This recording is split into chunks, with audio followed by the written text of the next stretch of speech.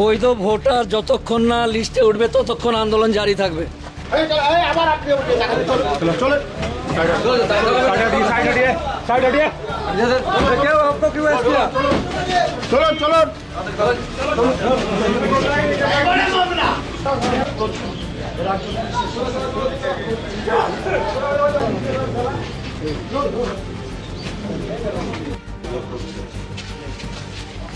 সামনে যাবো না।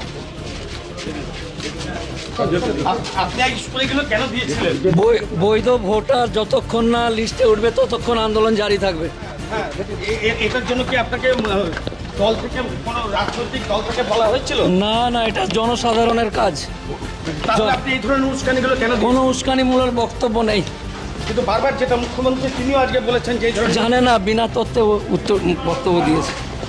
বৈধ ভোটার যতক্ষণ না লিস্ট হবে আন্দোলন চলবে। তাই বলে আপনি বিচারকদের গোটা রাত এইভাবে আটকে রাখতে ইন্ধন কোনো দেবেন? প্রমাণ যদি দেখাতে পারে তা বলবে।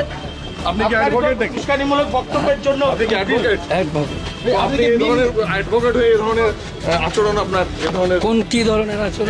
এই যে আপনি বৈধ ভোটার লিস্ট, বৈধ নাগরিকের লিস্টে যতক্ষণ না চলবে আন্দোলন চলবে গণতান্ত্রিক পদ্ধতিতে। উস্কানি দিয়েছেন চাইনাদের। না না না, কোনো দলের সাথে আমি না। না না, কোনো রাজনৈতিক। আপনি ভোটে দাঁড়িয়েছিলেন। তারপর থেকে আমি রিজাইন করেছি। আপনি ভোটে দাঁড়িয়েছিলেন তো?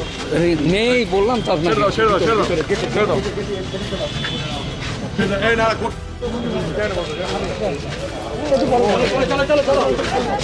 দাদা, আপনাকে পিসিতে নেওয়া হলো।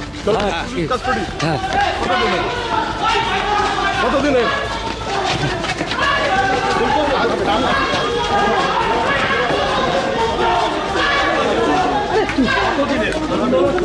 যতক্ষণ না বৈধ ভোটার